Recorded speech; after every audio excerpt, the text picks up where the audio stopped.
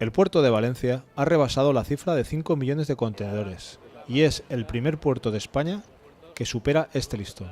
Para conmemorar este hito, la Autoridad Portuaria de Valencia ha querido mostrar a los valencianos que entra y sale del puerto en la exposición Això esteu.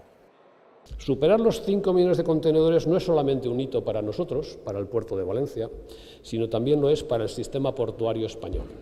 Y esto es importante porque somos el primer puerto que ha superado esa barrera, no solo en España, sino también en el Mediterráneo. El presidente de la Generalitat y la presidenta de Puertos del Estado han asistido al acto para mostrar su apoyo a la primera infraestructura logística de la Comunidad Valenciana.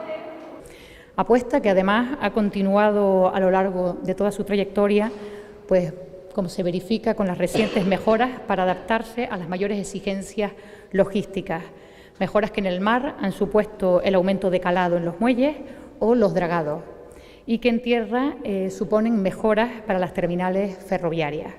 Destacamos en este sentido la apuesta de la Autoridad Portuaria por la línea Sagunto-Teruel-Zaragoza, es decir, las mejoras que hay que introducir en esta línea para que al final la mercancía llegue antes a nuestras casas y también, como no, la apuesta también por el acceso norte.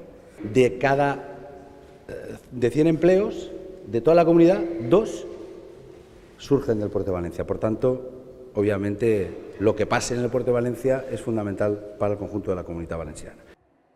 Això esteu es una experiencia visual muy recomendable para que grandes y pequeños conozcan la historia, el presente y el futuro del puerto de Valencia.